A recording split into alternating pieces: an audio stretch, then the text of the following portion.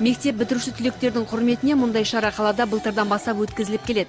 Қалалық әкімшілік пен білім беру бөлімінің басшылары түлектердің жаңа өмірге қадам басуларын атап өтуге ұйытқы болып отыр.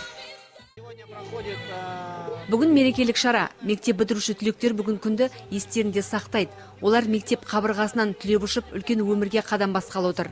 Әрине, олар үшін ең маңызды сәт ұлттық тест тапсыру. Десе де осы сынақ алдында біз олардың көңілдерін бір көтергіміз келді.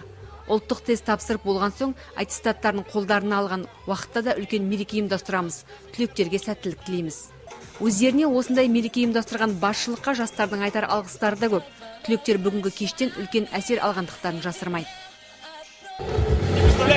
Бүгінгі кеш тамаша, менің көңіл күйім көтеріңкі. Бірге оқыған сыныптастарымызбен біргеміз, ал ертең әрқайсымыз әр жаққа кетеміз. Сондықтан да бірге болсақ дейміз. Бүгін көңіл көтеріп отырғанымызбен ұлттық бірыңғай тесттің бар екенін естен шығарған жоқпыз. Бәрі сәтті болады деп сенемін. Бүгінгі күн біздікі, біздің мерекеміз. Алдымызда жаңа өмірдің есік ашқанын түсінеміз.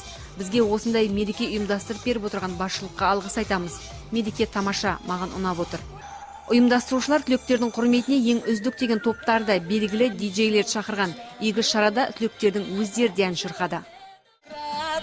Напиши моей из дома, я за чистую тетрадку в сентябре усяду с